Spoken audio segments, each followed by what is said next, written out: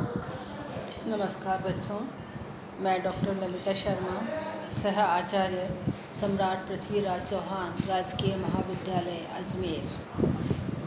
बच्चों, हम पढ़ रहे थे साकेत के नवम सर्ग को। मैथिली गुप्त का जो साकेत है उसके नवम सर्ग में, जैसा कि आपको विदित है, उर्मिला का विरह बताया गया है। इससे पूर्व के व्याख्यान में हम ग्रीष्म ऋतु में उर्मिला किस तरह से अपने प्रियतम के वियोग में और ज़्यादा व्याकुल हो रही हैं, इस बात को हमने देखा। हम इसी क्रम को आगे बढ़ाते हुए आगे के पदों की व्याख्या देखेंगे। प्यासे हैं प्रियतम सब प्राणी, उन पर दया करो हे रानी, इन प्यासी आँखों में पानी। प्यासे हैं प्रियतम सब प्राणी। गर्मी इतनी ज़्यादा है, ग्रीष्म ऋतु आ गई है और ग्रीष्म ऋतु इतनी ज़्यादा है कि उर्मिला अपने प्रियतम लक्ष्मण से कहती है कि तुमने जो मन जीतने के लिए जो तुम तप कर रहे हो, उस तप का ही प्रभाव है कि ग्रीष्म ऋतु ने और भी भयंकर रूप धारण कर लिया है। तो यहाँ पर वह ग्रीष्म ऋतु की भयंकरता का ही वर्णन करते हुए कहती हैं कि हे प्रियतम, जितने भी प्राणी हैं सारे के सारे पानी के अभाव में प्यासे हैं, तुम उन पर कुछ तो दया करो, उन पर दया करो हे दानी। तुम तो दानवीर हो, तो बहुत बड़े दानी हो, तुम उन पर कुछ दया तो करो। इन प्यासी आँखों में पानी। यहाँ पर देखिए विरोधाभास है। आँखें प्यासी हैं, किसकी प्यासी हैं? लक्ष्मण के दर्शनों की प्यासी हैं, प्रियतम के दर्शनों की प्यासी हैं, और उनमें क्या भरा हुआ है? विरह का जल भरा हुआ है, अश्रु भरे हुए हैं। ये जो मेरी प्यासी आँखें हैं, ये पानी से भरी हुई हैं। मानस कभी न रीतो, मन को यूँ मत जीतो। और यहाँ पर ये कहा गया है, उर्मिला जो है वो लक्ष्मण को संबोधित करते हुए कहती है कि तुम मनुष्यों की परवाह करो हे मेरे प्रिय। इस तपस्या के कारण, इस मन को जीतने की जो तपस्या कर रहे हो, कठोर तपस्या जो तुम कर रहे हो, उसके कारण तुम मनुष्यों की उपेक्षा मत करो। इन मनुष्यों के दुख की ओर भी तुम ध्यान दो। धर कर धरा धूप ने धांधी, धूल उड़ाती है ये आंधी, प्रलय आज किस पर कटी बांधी। धर कर धरा धूप ने धांधी, जो धरती है वह धूप से धां धू करके जल रही है, बहुत व्याकुल हो रही है। इसमें इतनी ज़्यादा गर्मी पैदा हो रही है, धूल उड़ाती है ये आंधी, और उसके साथ ही जब आंधी आती है तो इस गर्मी में धूल और उड़ने लग जाती है। तो आज किस पर कटी बांधी। इस सब को देख करके, इतनी गर्मी और उस गर्मी में उड़ने वाली आंधी और उस आंधी में उड़ने वाली धूल, इस सब से ऐसा मंजर उत्पन्न हो रहा है, ऐसा लगता है कि मानो प्रलय आने वाली है, और पता नहीं है प्रलय किसको नष्ट करने के लिए कमर कस करके खड़ी हुई है, आ रही है। जड़ न बनो दिन बीतो, मन को यूँ मत जीतो। लक्ष्मण को संबोधित करते हुए उर्मिला कहती हैं कि तुम जड़ मत बनो, अर्थात तुम तपस्या के कारण लोगों के दुख को ना देखो, ऐसे मत बनो। जड़ न बनो दिन बीतो। और दूसरी तरफ वो दिन से भी कहती हैं कि तुम जड़ मत बन जाओ। जड़ बनने का मतलब कि जैसे गर्मियों के दिन होते हैं, बहुत लंबे लंबे होते हैं, बिताए नहीं बीतते हैं, ऐसा लगता है मानो दिन वहीं के वहीं पड़े हुए हैं। तो यहाँ पर दिन को संबोधित करते हुए उर्मिला कह रही है कि तुम जड़ मत बनो और जल्दी से दिन बीत जाओ, जिससे कि संध्या हो जाए।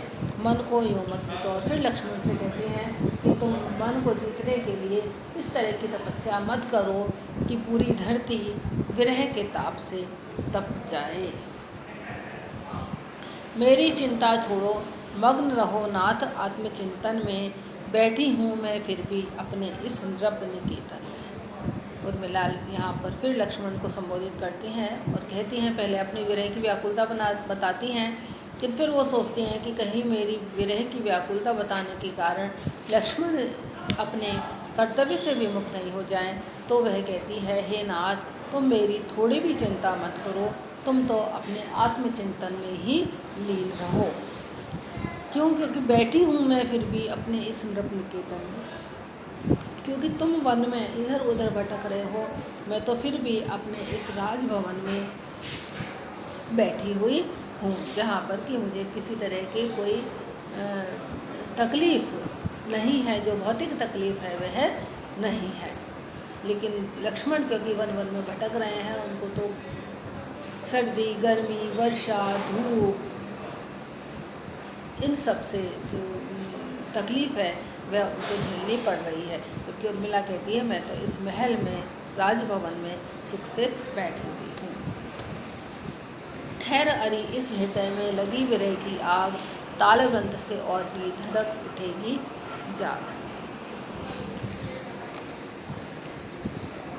बहुत ज़्यादा ग्रीष्म ऋतु है, इसलिए जो सखी है वह उर्मिला के शरीर से जब पसीना बहता हुआ देखती है तो वह उनको पंखा झलती है। पंखा झलती है तो उर्मिला कहती है ठहर अरे इस हृदय में लगी विरह की आग। अरे सखी तुम ठहरो, तुम पंखा मत झलो। क्यों? क्योंकि इस हृदय में विरह की अग्नि लगी हुई है। और बच्चों पता है कि जब किसी तरह की अग्नि लगती है और उसको हवा मिलती है तो वह अग्नि और भी ज़्यादा फैल जाती है। तो यहाँ पर भी यही कहा गया है कि ठहर अरी इस हृदय में लगी विरह की आग, तालवंत से और भी धधक उठेगी जाग। अरे सखी तुम ठहर जाओ, पंखा मत झलो, क्योंकि यदि तुम पंखा चलोगी तो मेरी जो विरह की अग्नि है वह इस पंखे की हवा से कहीं और भी ज़्यादा नहीं धधक जाए। प्रियतम के गौरव ने रघुता दी है, मुझे रहें दिन भारी, सखी इस कटुता में भी मधुर स्मृति की मिठास में बलिहारी। प्रियतम के गौरव ने, प्रियतम का जो गौरव है यानी प्रियतम की जो महानता है, प्रिय की जो महानता है, और उसके कारण प्रियतम के गौरव ने लघुता दी है, मुझे रहें दिन भारी। प्रियतम की महानता ने चाहे मुझे छोटा बना दिया है, यानी वो मेरी दृष्टि में बहुत ज़्यादा महान है, लेकिन ये मेरी जो दिन हैं, ये जो वियोग के दिन हैं, ये मेरे ऊपर बहुत भारी पड़ रहे हैं। सखी इस कटुता में भी मधुर स्मृति की मिठास में बलिहारी। ये जो प्रियतम के महान गौरव ने ये जो वियोग के दिन हैं इनको भी छोटा बना दिया है। हे सखी, वियोग की ये जो कटुता है इसमें भी जब मैं पुरानी मधुर स्मृतियाँ देखती हूँ, मधुर स्मृतियों में जब खो जाती हूँ तो वो जो मिठास आती है उस पर मैं आज भी बलिहारी जाती हूँ। तब तुझसे परिपक्वता पाकर भले प्रकार बने हमारे फल सकल प्रिय के ही उपहार। हे तप यानी ग्रीष्म ऋतु और वियोग दोनों को ही, विरह की अग्नि को और ग्रीष्म ऋतु को दोनों को ही तप कह करके संबोधित किया है कि तुम्हारे द्वारा भली प्रकार से पक करके, परिपक्वता मतलब होता है पकना, तुम्हारे द्वारा भली प्रकार से पक करके और मधुरता प्राप्त करके हमारे सारे ही फल जिनमें सिद्धि भी है और उपलब्धि भी है वो प्रियतम के लिए सुंदर भेंट बन जाए। कहने का आशय यह है कि जिस तरह से ग्रीष्म ऋतु आती है, ग्रीष्म ऋतु में जो फल होते हैं वो पक जाते हैं और पक करके वो मीठे हो जाते हैं। यहाँ पर भी जो उर्मिला का विरह, उर्मिला का प्रेम जो है वह वियोग की अग्नि में तप करके पक रहा है, और वो जो पक रहा है उससे जो सिद्धि प्राप्त हो रही है वह लक्ष्मण के लिए उपहार स्वरूप है। पड़ी है लंबी सी अवधि पथ में व्यग्र मन है, गला रूखा मेरा निकट तुझसे आज घन है, मुझे भी दे दे तू स्वर तनिक सा रंग अपना, करूँ तो मैं भी स्वरित प्रिय का नाम जपना।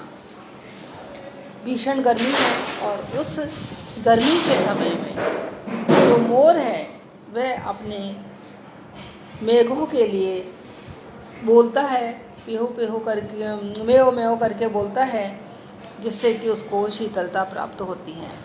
यहाँ पर उर्मिला मयूर को संबोधित करते हुए कहती है कि हे मयूर, मेरे मिलने में अभी बहुत लंबा समय पड़ा है, पड़ी है लंबी सी अवधि, यानी 14 वर्ष का वनवास मिला है राम और सीता को, और लक्ष्मण भी उनके साथ 14 वर्ष के लिए गए हुए हैं। तो अभी मिलने में बहुत लंबा समय पड़ा है। इसी कारण मेरा जो मन है वो बहुत व्याकुल है, व्यग्र मन है, अर्थात मेरा मन बहुत व्याकुल है। गला रूखा मेरा निकट तुझसे आज घन है। मेरा गला एकदम सूखा हुआ है और इस सूखे हुए गले के कारण उसमें मधुरता बिल्कुल भी नहीं है। इसलिए मुझे भी दे दे तू स्वर तनिक सारंग अपना। इसलिए हे प्रिय मयूर, तुम तो क्योंकि अपने बादल के समीप हो, इसलिए तुम्हारे स्वर में मिठास है। इसलिए हे सारंग, हे मोर, तुम थोड़ा अपना जो स्वर है वह मधुर समय, कुछ समय के लिए वह जो मधुर स्वर है वह मुझे भी दे दो। करूँ तो मैं भी स्वरित प्रिय का नाम जपना, जिससे कि जैसे तुम मेओ मधुर स्वर में गाते हो, उसी तरह से मैं भी अपने प्रियतम को जोर जोर से पुकार सकूं, जिससे कि वे मेरे निकट आ जाएं। कहती मैं चातक की फिर बोल, ये खारी आंसू की बूंदें दे सकते यदि मोल। कर सकते हैं क्या मोती भी उन बोलों की तोल। फिर भी इस झाड़ी के झुरमुट में रस घोल। श्रुतिपुट लेकर पूर्व स्मृतियाँ खड़ी यहाँ पट घोल। देख आप ही अरुण होए हैं उनके पांडु कपोल। जाग उठे हैं मेरे सौ स्वप्न स्वयं हिलडोल। और सन्न हो रहे सो रहे ये भूगोल खगोल। न कर वेदना सुख से वंचित बड़ा हृदय हिंडोल। जो तेरे सुर में सो मेरे उर में कल कल्लोल। यहाँ पर उर्मिला लक्ष्मण के विरह में व्याकुल होने के कारण अश्रु उनकी आंखों से प्रवाहित होता है।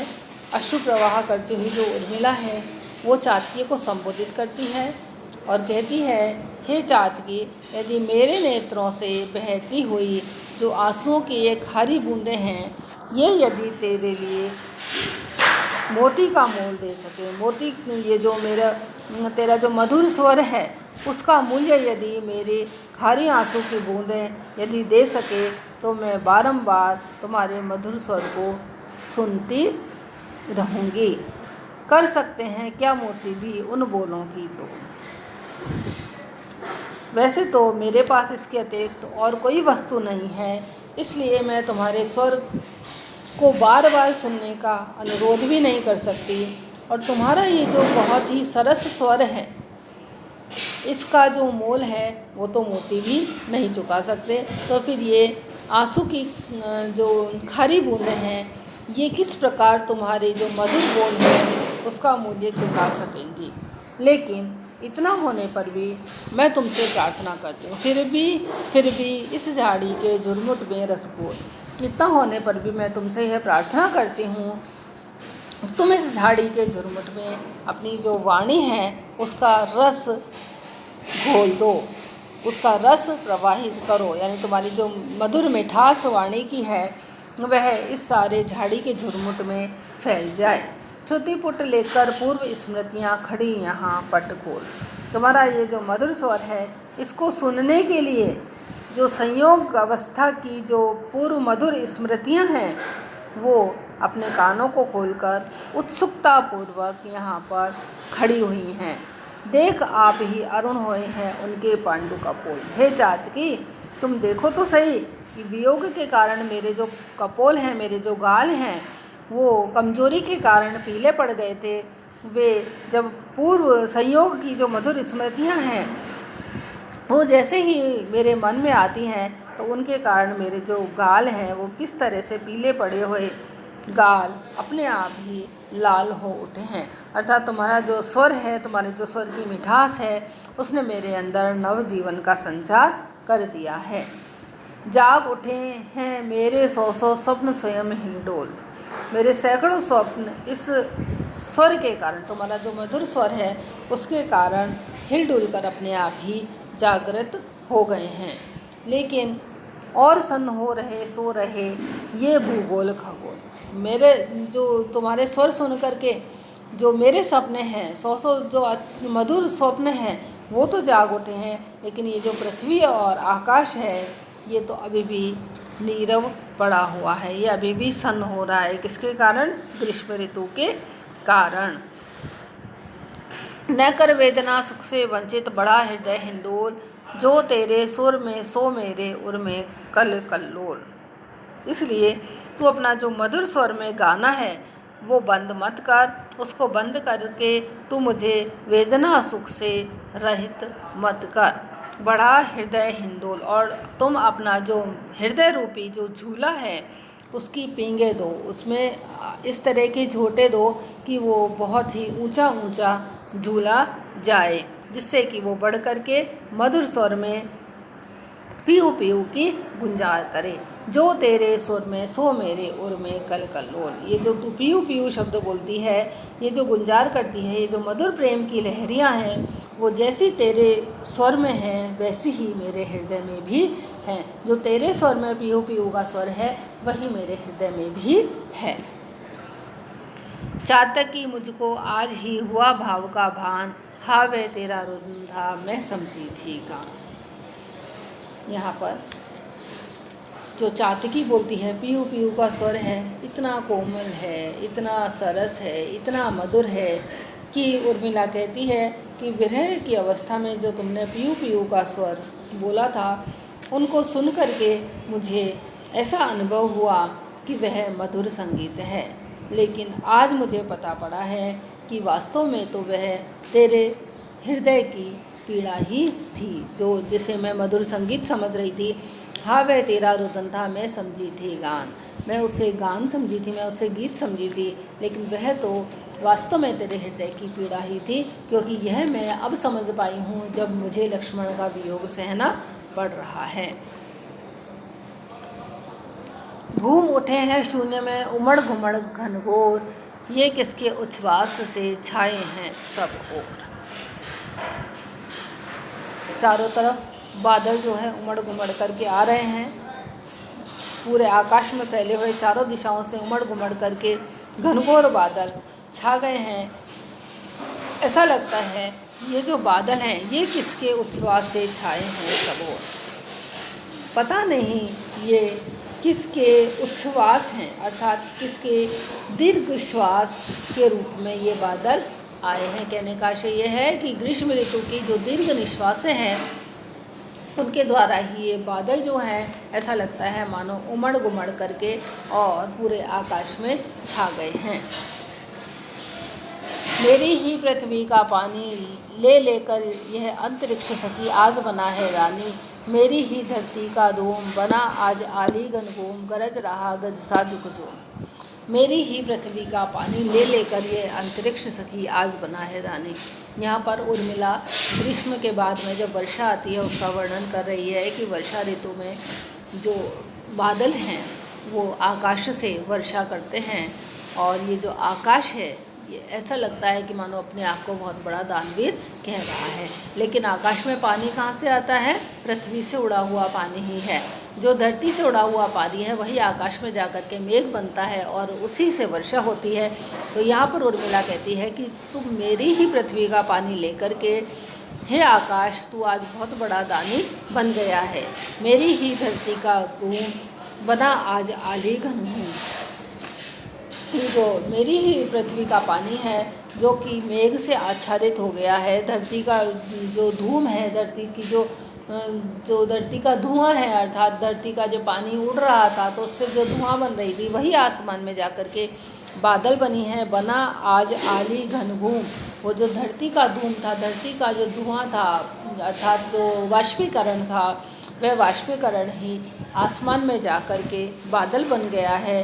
गरज रहा गजसा झुकझूम, और अब वह आसमान में जाकर के ऐसे गरज गरज करके हाथी की तरह गरज रहा है, झुक रहा है धरती पर और झूम रहा है। यानी वो बहुत ही अहंकार में भरा हुआ है, लेकिन उसे यह पता ही नहीं कि वह जिस पर अहंकार कर रहा है, जिसके लिए वह बहुत बड़ा दानवीर बन रहा है, मैं बहुत बड़ा दानी हूँ जिससे कि मैं पृथ्वी को दान दूंगा, तो यह लिया हुआ तो पृथ्वी का ही है। यहाँ पर उर्मिला यह कह रही हैं कि ये जो इतना बड़ा दानी बन रहा है आकाश की, वह उससे धरती को पानी दे रहा है, तो उसे यह समझना चाहिए कि ये जो पानी लिया हुआ है ये धरती का ही है। धरती का ही जो जल वाष्प बन करके उड़ा था, वही तो बादल बना है। और वही अब ऐसा लगता है कि हाथी की तरह गरज रहा है और झूम रहा है। ढाल रहा मदमानी मेरी ही पृथ्वी का पानी, ढाल रहा मदमानी। ऐसा लगता है कि मानो जो मद यानी नशे से, ये जो बादल हैं ये नशे से चूर हो रहे हैं। ढाल रहा मदमानी, और वो जो घूमड़ करके बादल आ रहे हैं, ऐसा लगता है कि मानो वह मद के नशे में मान किए हुए बैठे हैं, मद के नशे में चूर हैं। उनको इस बात का घमंड है कि हम पृथ्वी के लिए बहुत बड़े दानवीर हैं। ये जो बादल हैं, ये जो आकाश है, ये अपने आप को बहुत बड़ा दानवीर समझ रहा है और इसे इस बात का घमंड है। लेकिन उसे यह समझना चाहिए कि यह मेरी ही पृथ्वी का पानी, वह जिस पर इतना अहंकार कर रहा है वह और कुछ नहीं, मेरी ही पृथ्वी का जल है, जो कि वाष्पित होकर के बादल बना है और अब वह वर्षा के रूप में बरसेगा। तो बच्चों, यहाँ पर हमने उर्मिला का जो विरह है और विरह वर्णन में जो प्रकृति से सामरस्य रखती हुई बातें हैं वो हमने यहाँ पर पढ़ी कि किस तरह से ग्रीष्म ऋतु में उर्मिला की विरह वेदना बहुत बढ़ जाती है और उसके बाद में जब वर्षा ऋतु आती है तो उसके मन में किस किस तरह की बातें आती हैं। ग्रीष्म ऋतु में उसकी स्थिति किस प्रकार की हो जाती है। एक तो ग्रीष्म ऋतु है और ऊपर से लक्ष्मण का जो वियोग है, दोनों मिलकर के उसे बहुत ज़्यादा सताते हैं। तो प्रकृति के विभिन्न उपादान, प्रकृति की जो पक्षी हैं, प्रकृति की जो चीज़ें हैं, वो कहीं उसे सुख भी देती हैं तो कहीं उसे दुख भी देती हैं। तो यहाँ पर उर्मिला के विरह को ही बहुत अच्छी तरह से यहाँ पर मैथिली शरण गुप्त प्रकृति से साम्य रखते हुए बता रहे हैं। आज के लिए बच्चों इतना ही, आगे का हम अगले व्याख्यान में पढ़ेंगे। धन्यवाद।